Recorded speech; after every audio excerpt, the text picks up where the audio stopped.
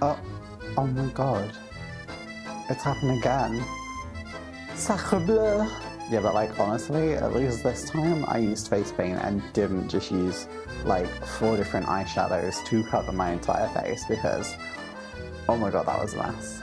Well, I guess this concludes it. French February has come to an end. Hey guys, it's model making time, and today we're looking at the Bloch MB210, a French bomber aircraft from the interwar era. As usual, we're going to be having a look at the history of the aircraft itself, we'll have a look at the kit tree, the history of the kit, and we'll have a look at the complete building and finishing of this aircraft. This is a really interesting aircraft that I've wanted to buy for ages. In fact, I've been adding it to and from my cart several times on lots of different websites, and I finally bit the bullet and bought one in order to make it for French February.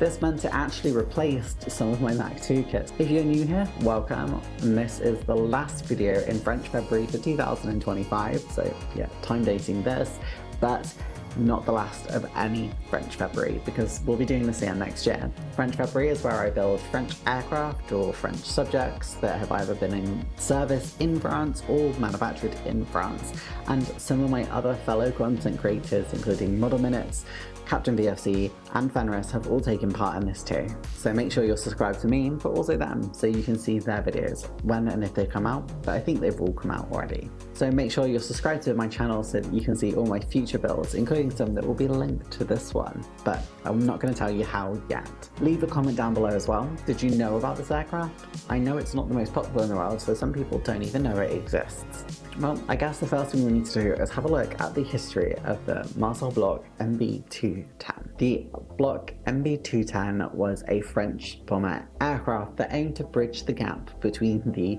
World War I biplane era up to what was then the modern era of aviation in the 1930s. It wouldn't quite carry over into the World War II era, however, where there was a significant jump in aviation developments. It's a tale of innovation, obsolescence, and rapid evolution in the aviation industry of the interwar years, and of course, interestingly, we're not looking at one in French service today either. We're actually looking at the Romanian version. In the years between the war, aviation was evolving at an amazing pace, something I've said so many times on this channel. We went from biplanes and triplanes to monoplanes, and for bombers that meant going from giant monoliths such as the Gotha or even the Handley Page to monoplane sleek fighters and bombers of the 1930s. Think of things like the Handley Page Hampton, the Bristol Blenheim, and the Heinkel HE-111. Like many nations, France wanted to modernise its air force, and bombers, something we've not really covered too much on this channel, were not left out of that equation. Like many other European nations, as we've mentioned earlier, medium bombers seemed to be the name of the game in the 1930s. So, like the Bristol Blenheim and the Heinkel HE-111 mentioned earlier, these were all twin-engined aircraft, and this was no different. And that's where the Société d'Aviation Marcel Bloch came in. Marcel Bloch was one of the leading designers in France for aviation in the interwar period. He would also go on to form the Dassault Corporation, changing his last name to Dassault to match that,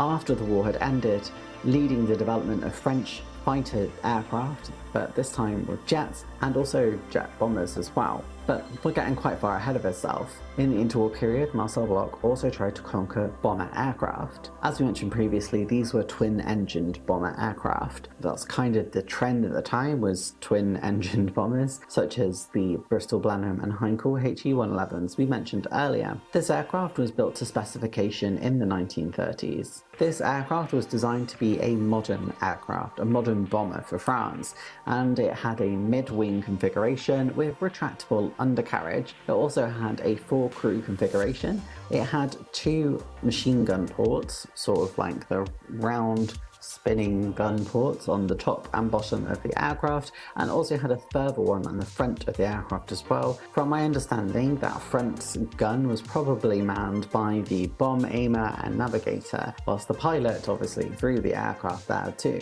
Each of those was armed with a 7.5mm 1934 Mac machine gun, so they're not super great even for the time. You'll notice that I've said for the time, or kind of time dated this aircraft several times, and there's a reason for that. Unlike other aircraft that either went on to be developed into successful aircraft or even themselves became successful during the World War II period, having further iterations of the type, the Bloch MB210 was not that. It was an aircraft very much of its era that, although relatively good at its time and even sold externally to Romania, it was not by any means a lasting aircraft. By the time that the war started, it was obsolete. It ended up being used in transport roles both in Vichy France but also by Romania too. It was used in the Battle of France, but this ended up being in a night bomber configuration for the most part because, well, it wasn't really suited for a day bombing role. It lacked armament and it lacked speed.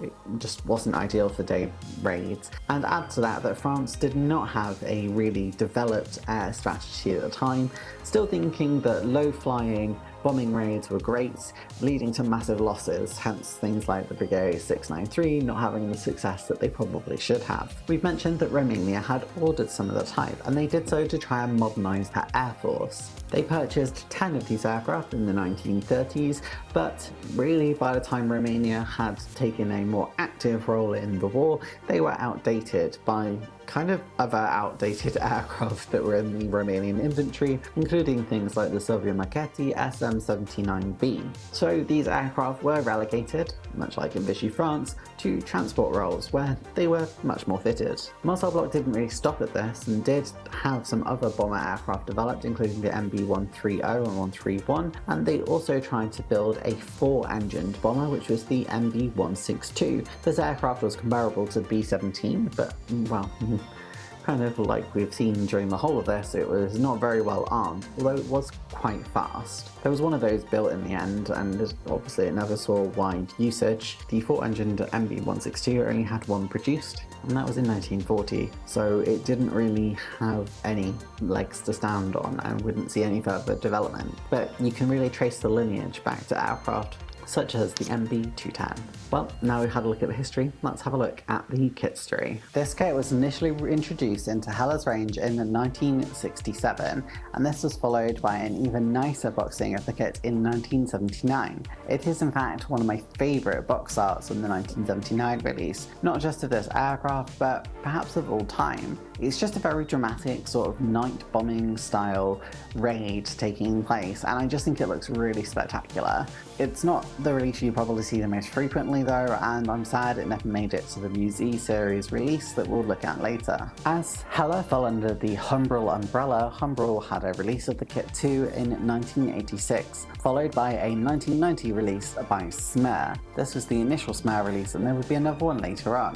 In 1996 we saw the last Hella release before the Musée series, which happened in 2018. This release featured the original box art, which isn't my favourite, but it's cool to see the aircraft had widespread re-release. The Musée series being kind of similar to Airfix's Vintage Classic series, with cleaned up tools, refreshed decals, and often new decal options. I don't have this version, however, I have the Smer type. Smer released their version in 2019 with a limited edition boxing. I'm not sure whether limited edition just means that they released the kit again and they weren't going to release it for some time, because I think it was relatively the same as the last boxing, because it featured Romanian and French Air Force markings, which, as far as I'm aware, the original version had 2. The most recent release of this kit, however, falls under Sabre in 2021. This version features Luftwaffe, Spanish Republican, French, and Vichy French markings. Kind of a shame they didn't include Romania, because I think then that's everything covered, but at least it's an interesting release of the type. And I guess that wraps it up for the history of the kit, or the kitstory. We now need to go and have a look at what's inside the box. Another classic Hella kit rebranded into Smer. I actually really like the boxing of this kit. I think it looks really snazzy. I like the artwork being a night bomber, and I like that it's the Romanian markings, because that's obviously why I mainly bought this kit, because I thought it would be a little bit more interesting than doing just the French one. The paint scheme is on the back, and that's what you have to follow in order to put the decals in place and also paint the kit. Now, the kit itself is fairly simple, mainly consisting of the fuselage halves, the wing halves, the engine nacelles and tail sections, and then sort of the internals and clear transparency parts, which all seem to be in quite good condition. The decals also seem relatively nice, but as they are Smer, they are prone to some breakage, and the instructions are much better than the Hella ones that came with this kit. Well, now we've had a look inside the box, I guess we need to get into production. And a couple of words of warning here. This is the first bigger aircraft I've done really since I did my Lancaster. I'm excluding Concorde from this because Concorde was just a beast unto itself. So we're going to have to see how I do here. I did also, midway through, decide that I was going to leave this so that the roof of the aircraft could be removed so that you could see what was inside the aircraft. The reason for this was because I thought, well, it was just cool what I'd done inside it. You'll see in more detail when we get into it. As a bomber, this kit does take a bit more work than a standard fighter or jet, which is what I've mostly built on this channel. In fact, I've only really built the Bristol Blenheim prior to this, and the Lancaster. This is my first Hella bomber. Now, the first thing I'm doing is building the wheels, and I am following the construction fairly succinctly, because I want to make sure that I actually build this correctly. Larger models are much easier to screw up in my opinion. You have to build the landing gear in order to put it into the engine nacelle, because the engine nacelle stores the landing gear. You then do the front of the engines, the engine itself, and then the propeller and the propeller cone. Now obviously I'll be magnetising mine because I do that on every kit. A word of warning for those who try to follow suit, that the propellers are not the strongest on this kit, and so as a result, if you are going to magnetise the kit, make sure that you are using either a weaker, smaller magnet, or just only holding the propeller cone. Now the wings themselves fit together fairly easily, and as for most parts on this kit required only a little bit of jiggling. I decided to clamp them together to make sure that they would fit together really nicely, and then popped the engine nacelles on, which are really clearly marked, so it's quite easy to understand where it's going. I opted to have the landing gear down because obviously it's much easier to display, and I was making this on my live chat where we decided to have the control surfaces at a slight angle to give it a bit of life, a bit of movement, make it look like that it's just sort of, I don't know, moving around on takeoff, facing some wind or something, just something a little bit more interesting. The wings themselves go through into the inside of the aircraft, which makes sense really. That's kind of what a lot of these old bombers did, had a lot of wooden beams going through into the insides. You can see I'm painting the transparencies here. I'm using looks like glass by Dulux Materials, and that should provide some protection. Unfortunately, as you will find out later, I did get some glue on two of the turrets, so they don't look the absolute best, but it's a learning curve. I've not really done a bomb like this before, and to be honest, I don't think it affects the result too badly in the end. I painted the inside of these, and then I put some decals on the wooden sections, which you can see. Now these are actually Pegasus wood decals, and it's to give a full wooden effect. I then looked to see if the top would come on and off, and well, it did. And that was pretty much the whole thing built. Now I did Dremel out the engine a little bit so I could put the magnets in. Unfortunately I didn't fully record that, but yeah, I put magnets on it. I then undercoated this entire model in a Panzer grey and went over it with RAF Dark Earth camouflage, and Dunkel green was the green colour, the German Luftwaffe green. You can see the propellers are now fully magnetised and go on and off quite nicely, and the bottom of the aircraft was a mixture of sort of a blue colour and azure blue from the RAAF set from Life Colour. The decals did break a fair amount, so the long strip ended up having some paint put onto it, and obviously I had to cut it to make sure it could take the roof off still, but the rest of the decals went on quite nicely.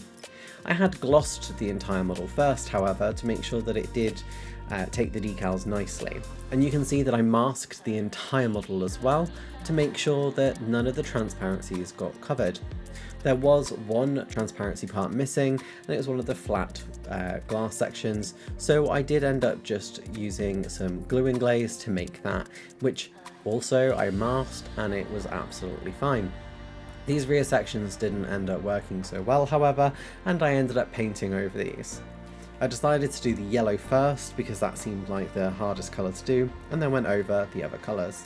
After that, there wasn't really too much more to do. I just needed to make sure that I painted the turrets with some metal just to look like at least they had some metal on them, and then stick on the wooden supports for the tail section. And that was pretty much it.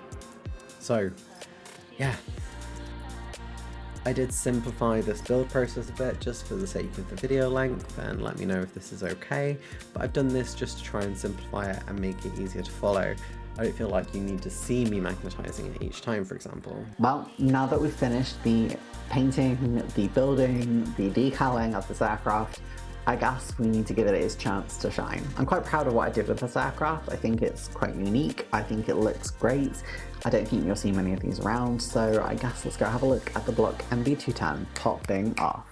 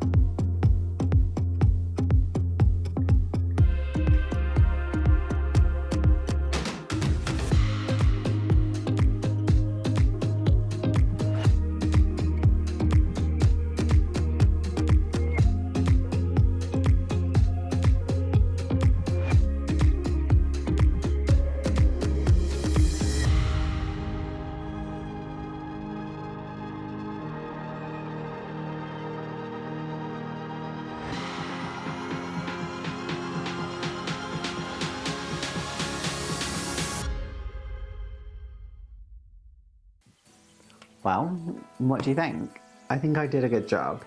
This was a really interesting aircraft to do because I've never done anything Romanian markings, even though I've always thought their markings looked really cool as a kid, much like the Swedish ones. That's why they became kind of an object of fascination for me. But also, I just think it's a really different aircraft. I really love the boxy 1930s design of French aviation, and yeah, I just think this encapsulates what I love about that interwar period of French aviation. It's going to look really cool on the shelf with my other aircraft, and I think the camo looks great. This is my first time using Gallery's Swallowtail airbrush too. In fact, all of the aircraft I did for this French fabric did use the Gallery, I think it is the Swallowtail, but it's sort of the trigger airbrush, and I got on really well with it. It definitely wasn't for me for building, like, doing really good detail work, but that's probably because I just left it at one airbrush, and I think if I'd lowered it, I might have done better. But I really enjoyed it. It was definitely better for doing these larger ones, and originally I was going to use it for Concorde, which I had. I know that's kind of a review of the airbrush rather than the kit, but it's important that I talk about this because it's something I learned when doing this kit. I wouldn't use that one again if I was doing really detailed work. I would definitely go back to my Mobius, but I definitely enjoyed using it. As for the kit itself, it went together with no problems. There are definitely some seam lines on here that I left on, and by the time I started painting it, I noticed them too late. I don't know how I didn't spot them before, probably because I wasn't wearing my glasses like I should have been, but hey ho, they're there, they're on the kit, and they're fine. Obviously I've magnetised propellers on this too, the first time I'd done so for such a large aircraft, and I think it worked really well. Unfortunately, I did manage to get them, but they're on the opposite polarity, so one propeller will only go on one of them, but it's not the end of the world. At least they come off so that I can move the aircraft easily, and if I ever decide to take it to a show or anything, at least I can do so with, well, really good comfort. As for the aircraft itself, I think this is a definite buy if you can find it. Although this is a kit that has had a relatively recent release, I've not really seen much of the Musée series around, but I have seen the older boxings. Buyer beware the decals. The decals, even in my Smer boxing, were not the best. They did tear really easily, and I think this is definitely just Smer's production. Like, they're not bad, but they're not Airfix or Modern Hella or even Modern Rebelle good. Like, they're fine, but they do tear really easily and flake easily. I found this on the yellow band that goes around the middle of the aircraft, and I also found on the flag that goes on the rear of the aircraft, I couldn't get those in at all. Now with an Airfix decal, I would have been able to just sort of waggle it in, but on this one, it just sort of started tearing and I just gave up. I ended up painting it on. The flag on the back looks not good. Like, it looks hand done, it looks awful, but I quite honestly just could not be bothered. This kit is being made for me, and so I made the decision that I was just going to paint it, freehand it, freestyle it, whatever, because yellow is horrible to paint. I was not going to spray it on, I was just going to get it done that night, and I did. So, not my best, but it looks fine. But as an overall piece, I think it looks good. I think I did well. I just like it. So I hope you do too. You do find these kits around sort of the £15 mark online. I don't think it's too bad. If you look at a modern blend-in kit from Airfix, that's going to be that price up to sort of the £25 mark, depending on any discounts that are available at the time or if there's been a new release of it. But I think this is okay for what it is. Would I recommend it to anyone? Probably yes, for once. Like, it's actually quite a fun kit, it's quite easy to do, and the inside detail isn't too bad, and you could definitely just have some fun doing some scratch building inside if you wanted to make it even more fabulous. But yeah, it's an interesting kit. Well, that was it today. Thank you so much for joining me. I hope you enjoyed this video. If you have, make sure to hit that subscribe button, and if you want to support me making really weird and unique kits, then make sure to become a channel member. You can become a starter kit or advanced kit level member, the only difference being that advanced kits get shouted out at the end of each video. If you want to join a lovely community of model makers as well, make sure to join the Discord, the link is in the description below, and there you can share your ongoing builds, or you can share your finished creations in a forum style with a lot of lovely, welcoming people. Thank you so much for being here, guys, and I'll see you in the next one. Bye! A big shout out goes to all of my channel members. Advanced Kit level members get a shout out, so thank you to Chris P, Model Making John, Phil, Bobby G, Cullen's Modelling Centre, Darren Hall, Philip Jones, Charles Parker, Dafty Duck, Bob and Genevieve Albridge, David Barber, Taggers365, Jeff's Dioramas, Iron Duke, and the two longest supporting Advanced Kit level members, Explosive Water and Crazy Locha. If you like what you've seen here today, make sure to subscribe to their channel, and here's a video recommended just for you from YouTube, so why not give it a watch? And thanks for being here. Love ya, bye!